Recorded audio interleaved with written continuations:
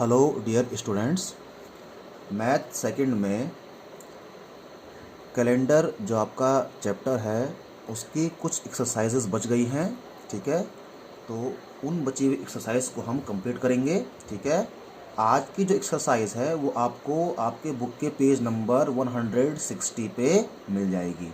ठीक है, तो आज का जो टॉपिक है वो है calculating number of days between two dates.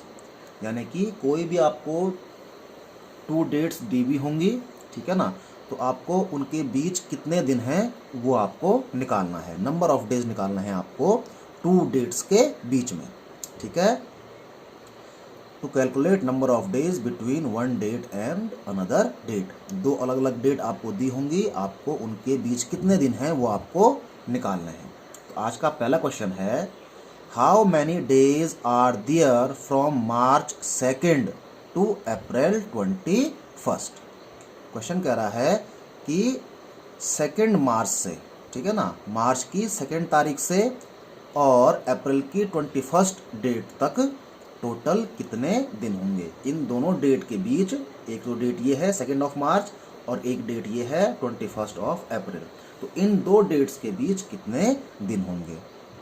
ठीक है, तो आपका हो जाएगा सॉल्यूशन।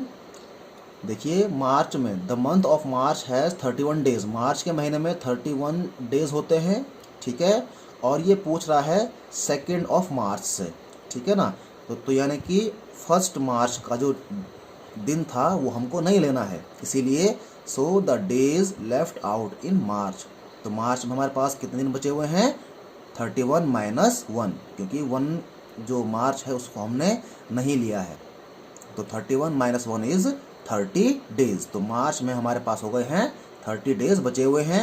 ठीक है, अब डेज इन अप्रैल। अप्रैल में हमारे पास कितने डेज बचे हुए हैं। देखिए, 21 अप्रैल तक पूछ रहा है, ठीक है ना, तो 21 अप्रैल को हम नहीं लेंगे, हम केवल 20 अप्रैल तक ही लेंगे। ठीक है ना, तो 20 अप्रैल तक अप्रैल में हो गए हैं 20 डेज। ठीक है ना, तो डेज इन अप्रैल, अप्रैल में कितने डेज हो गए हैं, 20 डेज हो गए हैं। ठीक है ना, तो अब 2 मार्च और अप्रैल 21 के बीच कितने दिन हो गए हैं, ये 30 डेज मार्च के और ये अप्रैल के 20 डेज, इन दोनों डेज को ऐड कर देंगे।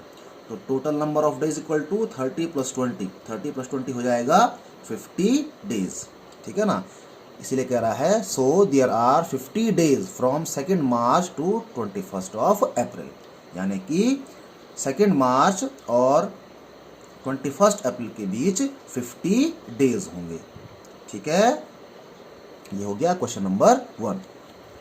क्वेश्चन नंबर 2 कह रहा है, how many days are there from January 26 2012 to March 6 of the same year.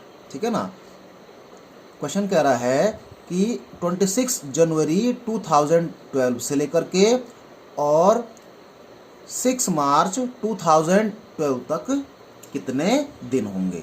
ठीक है, तो कैसे करेंगे इसको। देखिए, डेज लेफ्ट आउट इन जनवरी। ठीक है ना, हमको कब से पूछ रहा है, ये 26 जनवरी से पूछ रहा है। तो जनवरी में कितने दिन बचे हुए हैं, 31 माइनस 25, क्योंकि जनवरी में टोटल 31 डेज होते हैं।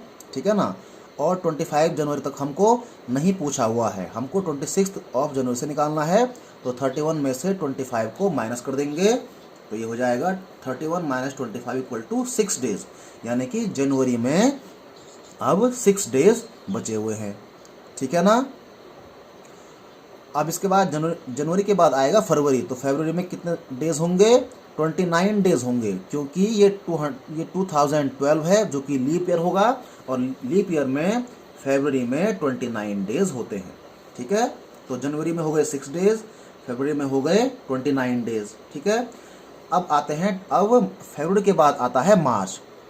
तो डेज इन मार्च, मार्च में कितने डेज बचे हुए हमें हैं हमारे पास में, 5 डेज, क्योंकि मार्च 6 तक पूछा हुआ है, तो हमको 6 डेट हमको नहीं लेनी है, तो हमको केवल 5th डेट तक लेना है ना। तो मार्च में हमारे पास दिन कितने बचे हुए हैं, 5 डेज। ठीक है ना, तो ये टोटल डेज को अब आपने ऐड करना है। ठीक है ना, तो total number of days equal to 6 + 29 + 5, 6 + 29 + 5। इन तीनों को अगर आप ऐड करेंगे तो आपका आंसर आएगा 40 डेज। ठीक है, so there are 40 days from 26 January to 6 March. ठीक है, यानी कि 26 जनवरी से और 6 मार्च के बीच में 40 डेज होंगे। ठीक है, तो डियर स्टूडेंट्स, इन दोनों क्वेश्चंस को आप कर लीजिए। ठीक है, इन क्वेश्चंस को आप ध्यान से इसको सॉल्व करिए। समझ में नहीं आएगा इसको मैं आपको दोबारा बता दूंगा। ठीक है, थैंक यू।